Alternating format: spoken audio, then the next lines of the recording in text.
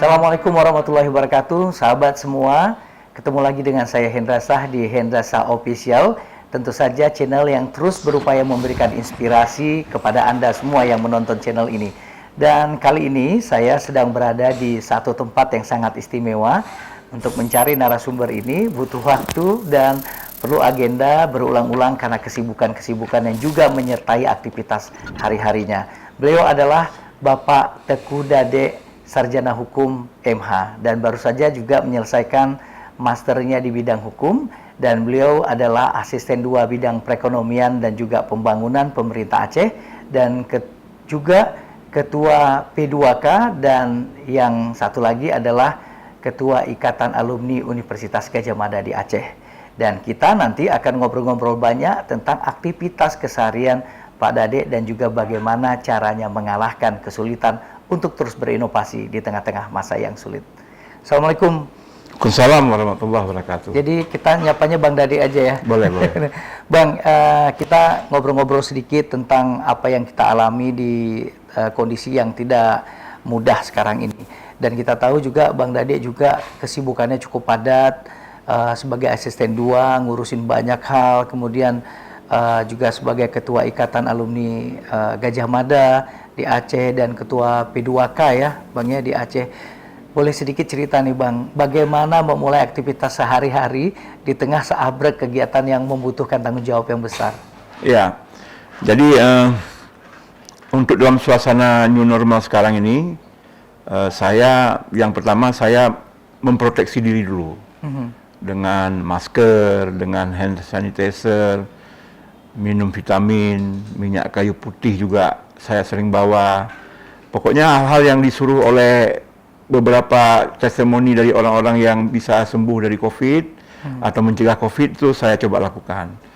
Dan saya juga sekarang sudah mulai menerapkan bahwa saya tidak mempercayai satu orang pun di lingkungan saya, termasuk di keluarga, terhadap mereka sebagai OTG. Karena saya juga memperlakukan diri saya ini sebagai OTG, orang tanpa gejala. Saya anggap saya ini sudah positif. Jadi jangan sampai menulari orang-orang lain. Jadi itu yang saya lakukan. Tapi dalam situasi yang begini ini kan saya juga beberapa hal juga diajarkan oleh COVID itu kepada kita untuk terus berkarya. Salah satunya saya bersama dengan Universitas Syekh Kuala Pers menerbitkan buku yang kami tulis bertiga dengan dosen pembimbing saya, yaitu Bapak Yanis Rinaldi dan Bapak Sulaiman Ripa. Buku teks tentang politik hukum bencana Indonesia. Jadi buku ini adalah mungkin kalau menurut saya ini buku yang pertama yang mengulas tentang hukum dan bencana itu secara lebih terpadu. Dan ini akan diluncurkan oleh Unsiah katanya nanti pada saat dia natalis di bulan September yang akan datang. Jadi saya bersyukur bahwa kami dapat menyelesaikan buku ini, mendapatkan kata sambutan dari Pak Gubernur, kemudian Bapak Rektor, kemudian dari Profesor Munadi yang memang ahli masalah kebencanaan. Dan saya harap buku ini akan menjadi referensi bagi universitas seluruh Indonesia, terutama menyangkut tentang hukum bencana. Jadi itu yang saya lakukan, tetap berkreasi di dalam masa pandemik ini. Itu salah satunya. Yang kedua, saya juga sedang mengikuti PIM 2, di mana saya memilih proper tentang Gampang, yaitu Gerakan Aceh Mandiri Pangan, yang ini sedang kita terapkan. Jadi Gampang ini adalah sebuah gerakan sebagaimana gerakan kita semuanya dalam menghadapi COVID. Jadi FAO mengatakan bahwa pada 1 tahun ke depan atau mungkin lebih, kita akan menghadapi krisis pangan. Krisis pangan ini bukan berarti kita kekurangan pangan juga tidak, tapi krisis pangan ini mungkin pangannya ada tapi harganya mahal karena seluruh orang sekarang sedang menjaga sumber-sumber makanannya masing-masing. Kemudian proses distribusi bahan pokok itu juga terhambat karena adanya lockdown dan juga adanya jaga jarak dan sebagainya. Jadi kami sedang mengembangkan sistem ini dan pemerintah Aceh akan kemarin sudah kita des, kita akan memberikan bantuan keuangan kepada bantuan keuangan khusus kepada kabupaten kota. Kita sudah des dengan mereka. Yang nilainya kira-kira sekitar 300 miliar semuanya. Jadi kabupaten kota harus dengan uang ini harus menjalankan, yang pertama rumah sakit itu harus punya 10% tempat rawatan para COVID di seluruh rumah sakit yang ada di Aceh untuk memperbesar perawatan COVID ini 10%. Kemudian harus punya ruang isolasi, karena nih kalau ada 100% orang yang positif COVID, itu 90 diantaranya itu adalah OTG. OTG ini memang mereka bisa melakukan isolasi di rumah, tapi alangkah baiknya kita sentralkan supaya mudah kita awasi dan mudah kita lakukan proses menegatifkannya. Kemudian yang kedua yaitu untuk gerakan Aceh Mandiri Pangan, gampang. Jadi kalau untuk kesehatan itu sekitar 50% dari bantuan keuangan itu, gampang ini sekitar 30%, ya mungkin sekitar ya hampir ya sekitar 100 miliar lebih lah di seluruh Aceh ini. Jadi gerakan gampang ini adalah bagaimana kita mengajak masyarakat untuk melakukan upaya menanam bahan pangan, apa saja mereka bisa tanam cabai, tanam sayur, pakai hidroponik dan sebagainya untuk kebutuhan kita sendiri, ya. Di mana ini sudah mulai banyak saya lihat nih ada hidroponik. Kemarin saya baru belanja di kebun hidroponik yang ada di daerah Batoh sana, daerah Long Raya. Kemudian juga digunakan untuk memanfaatkan pekarangan masyarakat. Ya, ini base-nya semua di kabupaten kota. Kemudian juga mereka juga harus memberikan bantuan untuk para peternak yang selama ini sudah beternak mungkin terimbas COVID, itu untuk memperbesar lagi usaha-usahanya. Kemudian juga memberikan bantuan-bantuan berupa barang-barang dan peralatan kepada mereka-mereka yang terdampak COVID. Dan uangnya sedang berproses. Yang lakukan adalah kabupaten kota, karena pada dasarnya provinsi ini nggak punya masyarakat. Masyarakat itu semuanya milik daripada kabupaten kota, ya kan? Jadi kita kemarin sudah kami des dengan dua tingkatan, Prades dan Des, bersama Bapak Sekda. Nah, jadi yang berikutnya dana tersebut juga digunakan untuk menganu dampak ekonomi. Kemudian yang berikutnya untuk menjaga perbatasan. Nah, jadi ini sedang berproses, karena kalau kami sudah melihat beberapa perkembangan ini, kalau kita hanya menggantungkan kepada kekuatan yang ada di provinsi, ini tidak akan bisa mencapai maksimalnya. Yang berikutnya kita juga minta kepada kabupaten kota juga menempatkan program dan kegiatan gampang ini di APBK mereka masing-masing, terutama mulai tahun 2021. Kemudian juga di dana desa, ini yang jauh lebih penting. Jadi uang-uang desa itu diarahkan untuk untuk penanggulangan dan pencegahan COVID, kesehatan dengan membentuk relawan, kemudian mereka punya rumah isolasi, melakukan gerakan masker, mereka bisa mengadakan masker dari uang desa, diberikan kepada setiap orang itu dua lembar masker, dan 2 lembar lagi disediakan oleh masyarakat itu sendiri dengan cara gotong royong, karena masyarakat itu harus memiliki seorang 4 masker. Nah, ini sekarang persoalannya kan banyak masyarakat kita yang belum menggunakan masker, dan juga ada sebagian kecil atau mungkin juga sebagian besar yang belum percaya bahwa COVID itu ada. Makanya ini sebenarnya masalah pencegahan penanggulangan COVID ini sangat tergantung daripada individu semuanya. Ya, jadi di Jakarta apa yang belum mereka lakukan? PSSB udah dan sebagainya, tapi kasus terus meningkat. Jadi ini memang harus perlu masing-masing kita untuk menjaga diri. Yang paling utama itu adalah memakai masker. Nggak ada yang lain. Ya, itu yang paling utama. Mengapa juga orang-orang yang memakai masker ini bisa juga kena? Karena mungkin mereka merasa dengan orang-orang yang tidak memakai masker atau memakai masker membuka dan sebagainya karena merasa dekat dan sebagainya. Jadi ada beberapa penyebab. Jadi semuanya sekarang kita semuanya harus pakai masker. Seperti yang kita lakukan hari ini memakai face shield. Kita kan agak 2 meter agak lebih nih. Nah, itu harus dilakukan. Jadi kegiatan gampang ini bukanlah proyek, tapi adalah merupakan sebuah gerakan. Jadi kita sudah melakukan sosialisasi sekarang dengan kabupaten kota. Sebentar lagi saya jam 9 harus ke Langsa, kemudian jam 9.30 harus ke Singkil hari ini untuk lakukan Fitcon sosialisasi. Kemudian sebagai kepala ketua Kagama, saya juga melakukan upaya-upaya menerapkan amal soleh lah untuk kegiatan dalam COVID ini. Kami sudah menyalurkan bantuan sebanyak 200 paket dengan nilai sekitar 150.000 bahan sembako kepada adik-adik yang masih bertahan di Jogja, baik anak UGM maupun yang bukan. Sudah kita kirimkan.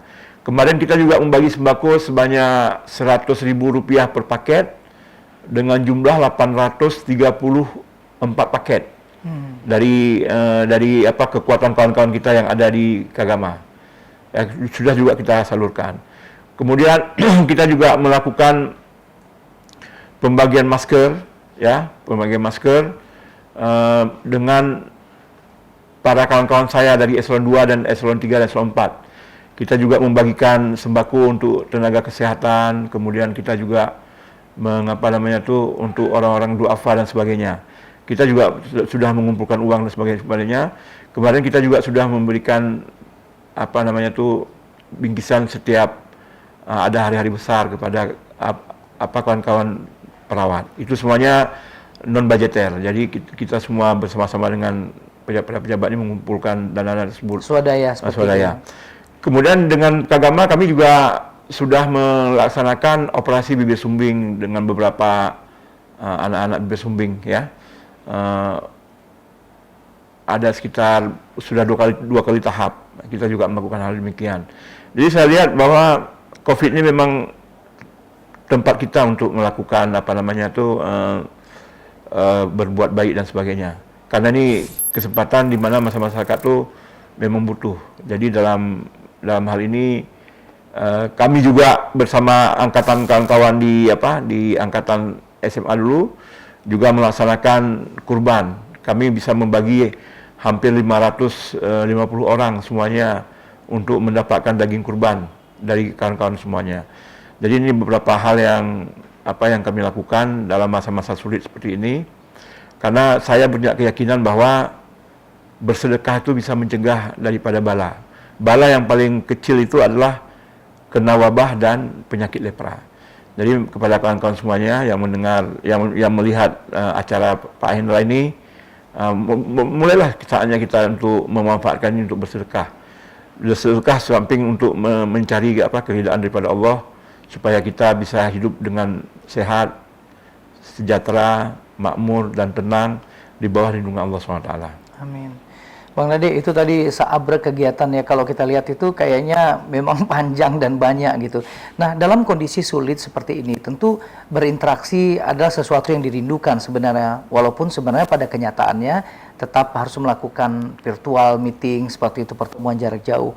Bagaimana menjaga kekerabatan ini Bang Nade agar seperti yang disampaikan tadi masih tetap bisa terlaksana semuanya, walaupun tadi kedengarannya kurban, membantu masyarakat bibir sumbing, semua dilakukan secara swadaya, dan ada aktivitas kantor juga yang padat. Bagaimana cara membangun kekerabatan ini sampai bisa seperti ini sekarang? Ya, saya punya keyakinan bahwa bahasa dengan manusia yang lain itu yang paling tinggi itu adalah memberi. Dalam bahasa dalam bahasa agama itu namanya sedekah. Sedekah itu sebenarnya kan dari bahasa Arab, ya, artinya membenarkan. Jadi dalam menjaga silaturahmi ini, kalau Rasulullah itu mengajarkan bahwa yang pertama itu pemberian hadiah namanya. Tapi dalam konteks kita sehari-hari namanya adalah pemberian atau sedekah. Jadi sedekah ini lah yang menjadi senjata saya yang sangat kuat untuk membangun silaturahmi baik dengan keluarga maupun dengan orang-orang lain.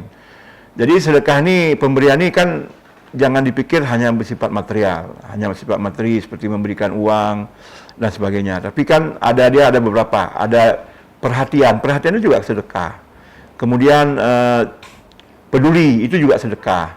Kemudian pemberian ilmu juga sedekah. Pemberian pendapat juga sedekah. Kemudian senyuman juga sedekah. Dan banyak lagi hal, berbicara dengan baik juga sedekah. Kemudian mengalah dalam berdebat juga bersedekah. Walaupun kita di pihak yang benar, tapi kita mengalah, itu juga sedekah. Jadi banyak hal yang dapat kita lakukan untuk membangun silaturahmi ini. Kemudian kalau ada orang yang terlalu agresif, misalnya ingin bermusuhan dan sebagainya, saya lebih baik saya mundur. Jadi kadang-kadang saya diem, dan kadang-kadang ya saya nggak usahlah kita berhubungan, karena mungkin orang punya pendapat lain terhadap dalam berhubungan itu. Karena saya tidak suka kalau ada orang berhubungan dengan saya itu ada sesuatu yang ingin dia dapatkan dari saya, karena saya nggak punya apa-apa. Makanya orang-orang seperti itu saya hindari. Ya, jadi saya tidak pernah, jarang saya memberikan utang kepada orang, itu nggak pernah selama hidup saya. Karena bagi saya, kalau utang yang saya berikan itu harus dibayar. Kalau mereka tidak bayar, mereka itu menganggap saya ini orang bodoh. Makanya saya hati-hati sekali dalam memberikan utang. Itu begitu kira-kira yang saya lakukan untuk membangun silaturahmi. Kekerabatan seperti itu. Nah, dalam kondisi seperti ini, Bang, banyak juga dalam aktivitas kita sehari-hari, tentu kita banyak melihat perbedaan-perbedaan, banyak hal yang kadang-kadang orang tuh suka melihat menyatukan antara pribadi kita secara personal kita sebagai diri sendiri dengan latar belakang pekerjaan kita. Kadang-kadang juga nggak fair seperti itu di lapangan. Itu pernah dirasakan nggak oleh Bang Dade seperti itu? Ya, sebenarnya kan itu kan semua penyakit orang Indonesia yang paling umum, ya, termasuk orang Aceh. Yeah. Yaitu mereka tidak bisa membedakan perbedaan pendapat dengan permusuhan. Oke. Nah, jadi kalau misalnya kita berbeda pendapat, mereka langsung menganggap kita musuh. Padahal kan nggak seperti itu. Nah, makanya dalam konteks-konteks seperti ini, kita seharusnya yang namanya berbeda pendapat, yang namanya hubungan-hubungan yang selama ini sudah ada, ya jangan kita putuskan, ya kan begitu. Nah, jadi kalau orang berteman dengan saya, kalau dia memang berteman dekat dengan saya, tetapi kalau dia bukan mengkritik, tapi beri masukan seperti itu. Bukan setelah memaki-maki atau memfitnah itu, bukan hanya saya, termasuk pada atasan saya anggap dia bukan teman. Maksudnya dia tidak menghargai proses persaudaraan itu. Karena di dalam agama kan sebenarnya kita memaki memang dilarang. Jangankan memaki, berbicara kasar saja dan terus terang, di dalam agama itu dilarang. Di dalam Quran jelas-jelas dikatakan bahwa Allah SWT tidak suka kepada orang yang berbicara terus terang, ya kan? Yang lugas dan pedas dan tegas, Allah tidak suka. Kecuali bagi mereka yang mengalami penganiayaan. Nah, itu boleh yang disampaikan. Ini dia tidak dianiaya, dia tidak apa-apa, tapi dia berbicaranya kasar dan memaki dan sebagainya. Jadi makanya sekarang banyak orang-orang yang tidak tahu apa-apa tapi bicara tentang COVID, bicara tentang yang dia tidak tahu, tapi dia karena punya pengetahuan sedikit dia bicara masalah itu. Nah, inilah yang jadi persoalan. Padahal dalam Al-Quran dijelaskan bahwa hati, pembicaraan semuanya akan ditanya di akhirat. Makanya kalau saya menghindari berbicara hal yang saya tidak tahu. Makanya kalau kita ingin berbicara itu, ya bicaralah menurut kapasitas kita dan menurut kemampuan kita. Dan berbicara yang paling baik itu kan adalah berbicara yang mendekatkan manusia kepada Allah dan juga membicarakan hal-hal yang bersifat sebuah kebenaran. Tapi tidak diungkapkan dengan cara-cara kasar dan cara-cara memaki orang. Itu dengan cara-cara yang baik, cara-cara yang sehat seperti itu.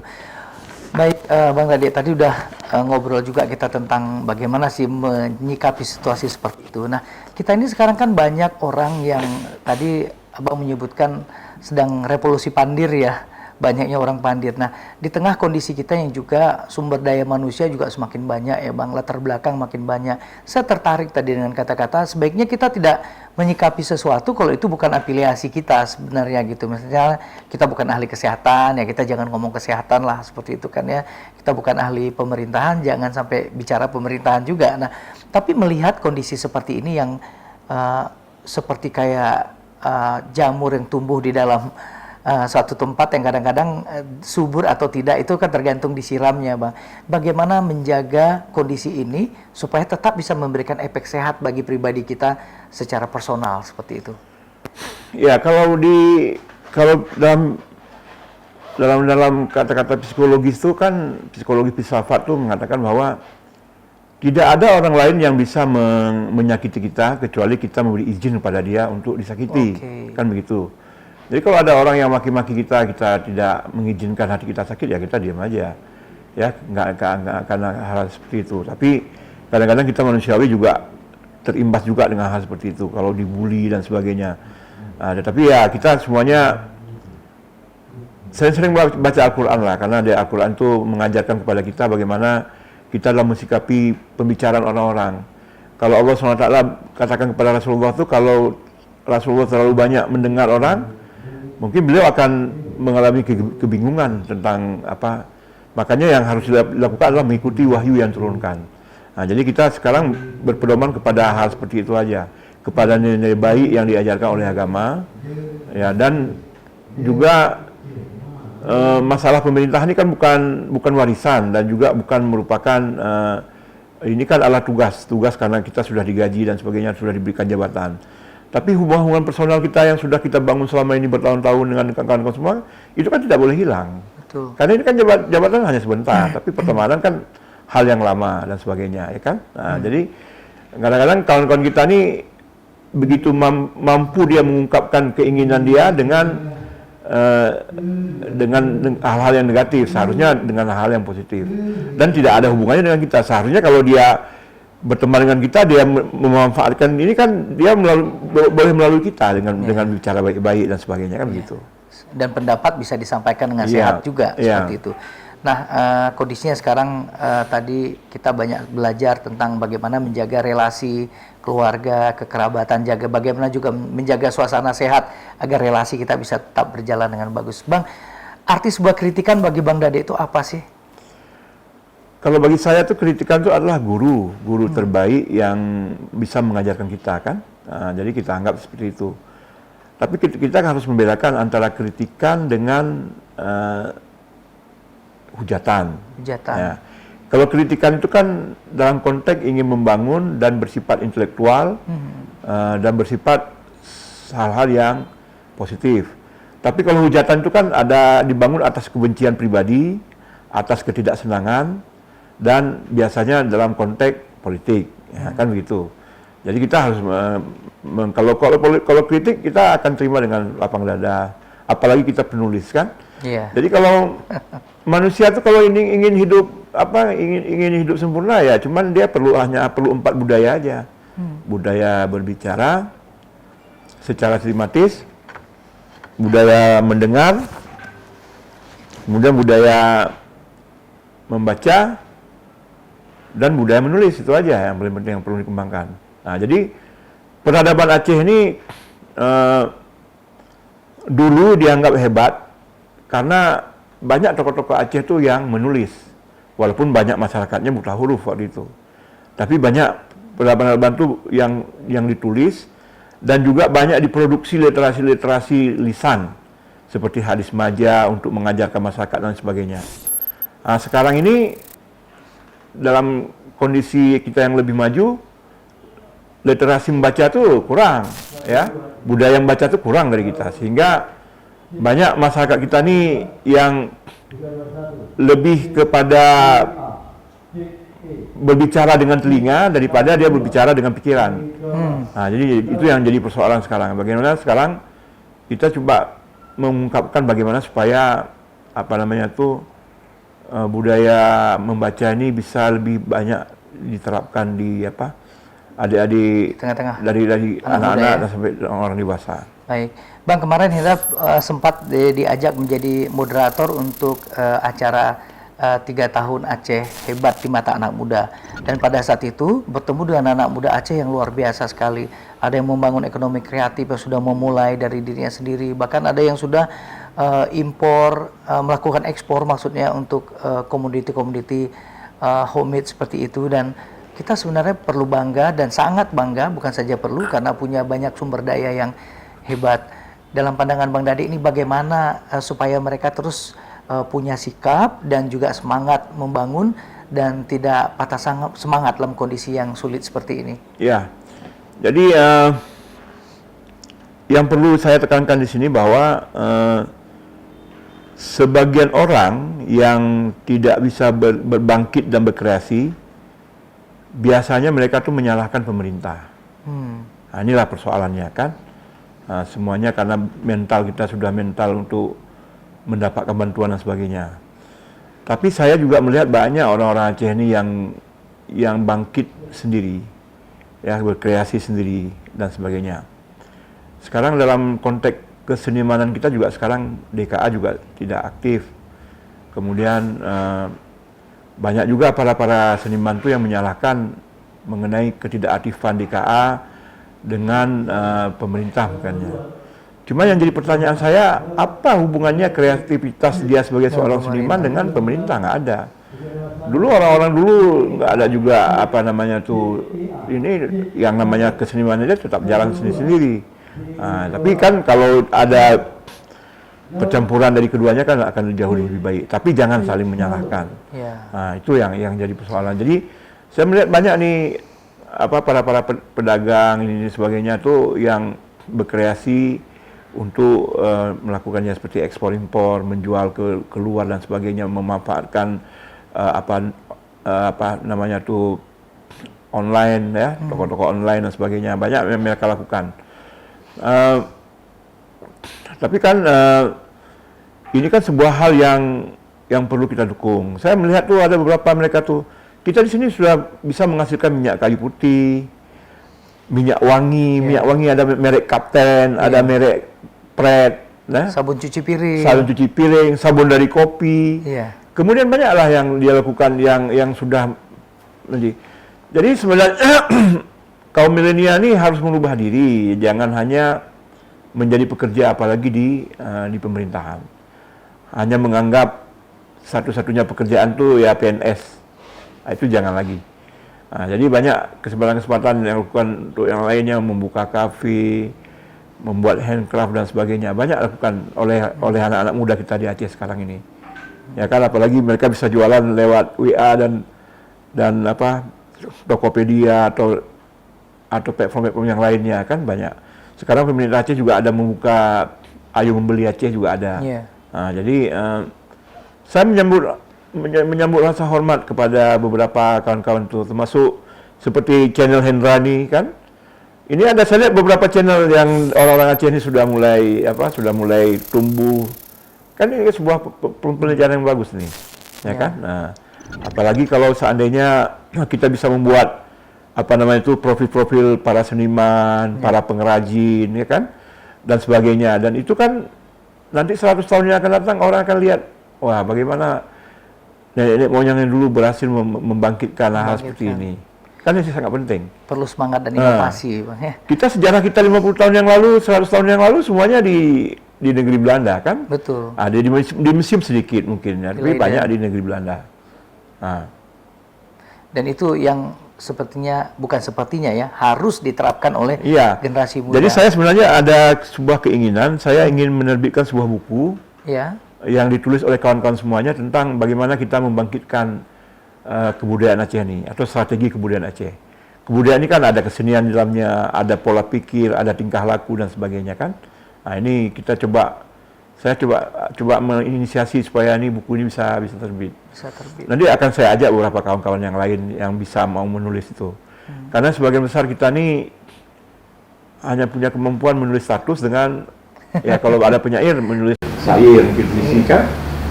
Tapi kalau menulis yang bersifat ilmiah atau pop ilmiah itu memang agak sedikit orangnya di Aceh ini. Tapi orangnya ada.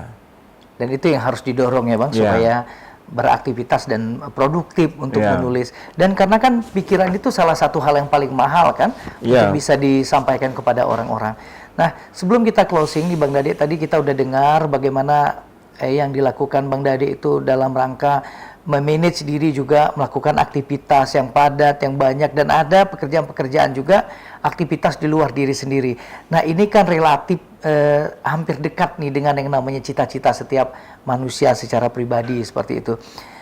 Ini sekarang nih cita-cita, kita bicara tentang cita-cita Bang sebelum kita closing. Bang Dade sendiri dalam masa sejak remaja barangkali kita bilang sampai juga sudah menjadi salah satu pejabat sekarang, ada tidak yang belum tersampai cita-cita masa kecil atau masa remaja seperti itu? Ya cita-cita saya cuma sederhana aja. Dulu saya waktu kecil dulu cita-cita saya cuma orang yang bisa menulis bond, Oke. tanda tangan kasih ke orang lain. Oh, gitu. Nah, itu cita-cita cuma itu aja. Jadi sampai sekarang saya memang sering menulis bond, Iya. kasih ke orang lain.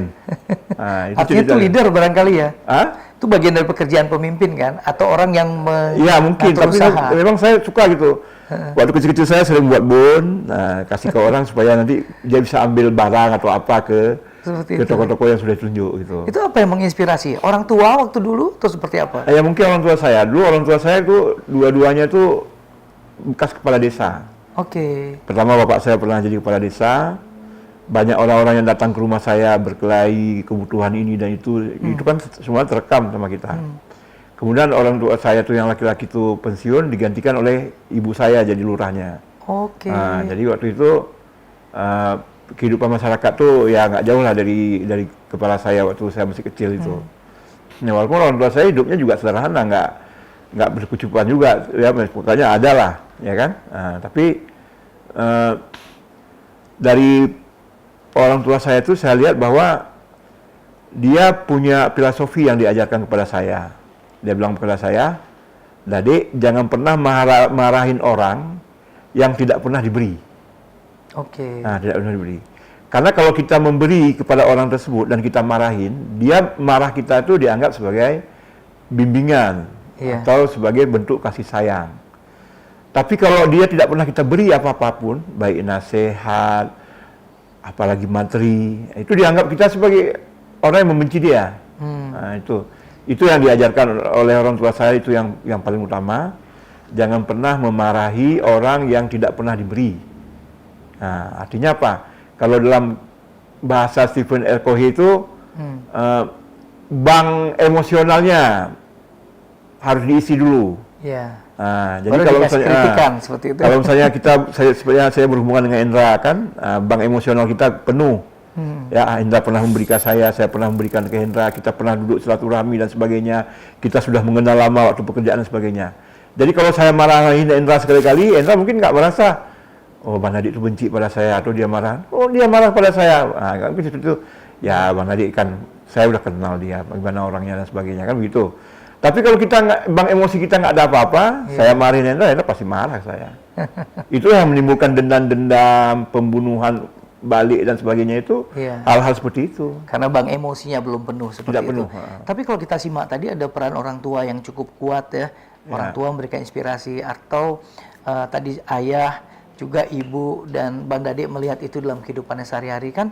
Kalau nggak salah Bang Dade juga pernah menjadi camat juga ya. Ya, Karena pernah. itu kan sangat erat. Itu kan juga nulis-nulis kasih bon juga waktu itu. Ya, jadi waktu camat dulu setahun sebelum tsunami dan 2 tahun setelah tsunami. Setelah tsunami. Dan itu saya punya keyakinan pada diri saya, bahwa saya itu sebenarnya nggak pernah menjadi pemimpin, nggak boleh jadi pemimpin gitu. Kalau dalam perasaan saya. Iya. Karena waktu saya camat, saya jadi pemimpin di Melabu itu terjadi tsunami. Oh. Nah, waktu saya di provinsi, itu sudah terjadi COVID seperti ini. Nah, Tapi itu kan kebetulan aja. kemungkinan kebetulan kan. Iya. Tapi saya sering dihadapi dengan masa-masa sulit seperti itu. Waktu tsunami itu saya memang agak sulit sekali. Saya hilang semua, Pak. Mobil hilang, harta semua hilang. Ibu saya hilang, mertua saya hilang, kemudian istri abang saya juga hilang dan sebagainya. Saya cuma punya baju sebadan ini. Tetapi saya berhasil membangun hubungan baik dengan pihak-pihak luar negeri, dengan pihak-pihak LSM yang lain-lainnya, sehingga Melabuh itu bisa kita bangun bersama-sama dengan mereka. Kalau di daerah Aceh lain tuh ukuran rumah tuh 36 meter bujur sangkal. Karena itu yang diterbitkan standarisasinya oleh BRL. Tapi di Melabuh tuh ukuran rumahnya 45 meter bujur sangkal. Harus pakai keramik. Nah, itu karena apa, saya bisa memelihara diri saya dari meminta-minta kepada mereka, tapi mereka lah yang meminta kepada saya, minta data dan sebagainya, sehingga apa yang saya bilang tuh lebih mereka percayai. Saya juga diberikan toko, Pak, di Melabuh itu. Ada 144 pintu toko gratis, 2 tingkat.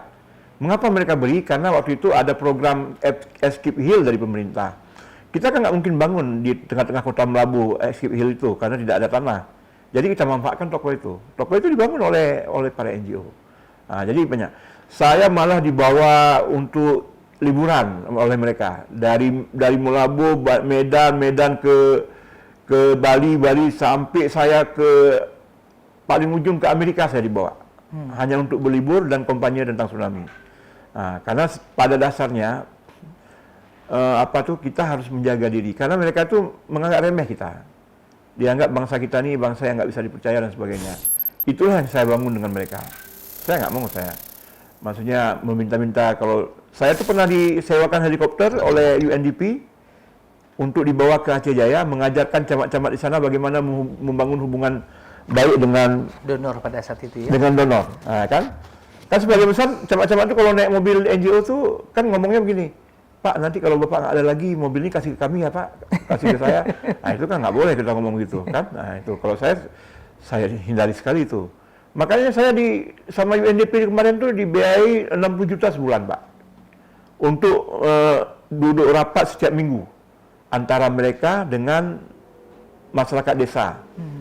Dan saya juga setiap rapat NGO internasional itu selalu saya hadir dan mereka selalu tanya, what do you want again, Mr. Camat? Apa yang kamu mau lagi, Mr. Camat?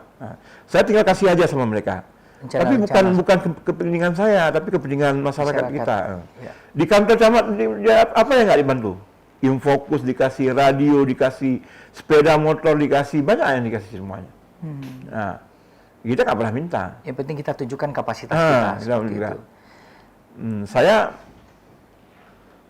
oleh karena itu banyak juga yang sumbang-sumbang ke saya, ya memberikan perhatian dan sebagainya. Ya. Dan saya juga punya beberapa bapak angkat yang ada dari Kanada, ya ada juga beberapa kawan-kawan dari Inggris, Belanda dan sebagainya. Karena sampai sekarang masih ada hubungan. Karena relasi pada saat itu yang cukup baik. Satu lagi Bang Dade, apa nih pesan Bang Dade buat sahabat yang sedang nonton? Mungkin bagaimana menjaga tetap semangat supaya kondisi sulit ini bisa kita lalui bersama dan mudah-mudahan segera berakhir juga COVID-19 ini. Ya, yang pertama jaga diri lah ya, jaga diri, terutama pakai masker setiap hari. Kemudian imun tubuh dijaga, istirahat yang cukup. Kalau dalam Islam itu ada yang namanya qalilullah, yaitu tidur sebentar setelah luhur atau mungkin sebelum luhur. Tidur sebentar untuk mengembalikan stamina. Kemudian minum vitamin, kemudian yang paling penting adalah memakai masker dan menjaga jarak. Kemudian jangan lupa terus berkreasi. Sekarang orang lebih berharga punya keterampilan daripada punya pengetahuan. Ya, orang yang bisa memperbaiki radio, bisa mengoperasional komputer itu lebih mulia daripada orang yang kerjanya cuma ngomong-ngomong aja dengan pengetahuan yang ada, tidak punya keterampilan sedikit pun. Nggak ada harganya diri sekarang kalau seseorang yang tidak punya keterampilan. Tingkatkanlah terus keterampilan setiap tahun. Bisa main gitar, bisa bahasa Inggris, bisa buat proposal, bisa berbicara yang baik dan sebagainya. Pokoknya keterampilan yang jangan kembangkan pengetahuan sana sedikit, sini sedikit, semuanya, tapi kita nggak punya pengetahuan. Fokus pada satu hal, tapi total di situ ya. Punya keterampilan. Baik, terima kasih Bang Dade atas waktunya di tengah masa sibuk dan kita tahu padat sekali jadwalnya. Mudah-mudahan ini bisa menjadi inspirasi baru bagi siapapun yang menonton di acara Hendra Shah Official ini. Terima kasih Bang. Ya, makasih. Sahabat semua, demikian obrolan saya tadi dengan Bapak Teko Dade yang juga beraktivitas cukup padat di samping kegiatannya sebagai ASN 2 di pemerintahan Aceh. Dan juga mengurusi banyak hal di luar kegiatan-kegiatan utama tersebut. Saya masih ingat pertemuan pertama kali dengan Pak Dade ini ketika saya mengundang beliau sebagai salah satu narasumber di acara obrolan seputar kebencanaan di sebuah radio di Banda Aceh. Dan pada saat itu saya melihat saya bertemu dengan tokoh dan sosok yang punya banyak kreativitas, pemikiran dan inovasi dan memberikan sumbangsi pemikiran kepada banyak orang tanpa halangan dan juga hambatan. Dan tetap kita bisa mengambil inspirasi dari obrolan tadi bahwa apa yang kita lakukan adalah upaya-upaya kita untuk meningkatkan kapasitas kita di masa depan. Terus berkreasi, tetap sehat dan terus memberikan inspirasi bagi siapapun di sekitar Anda. Jangan lupa prestasi Anda adalah kapasitas yang membantu Anda untuk berhasil di masa yang akan datang insya Allah. Sampai ketemu lagi di Hendra Shah berikutnya. Sampai jumpa. Assalamualaikum warahmatullahi wabarakatuh.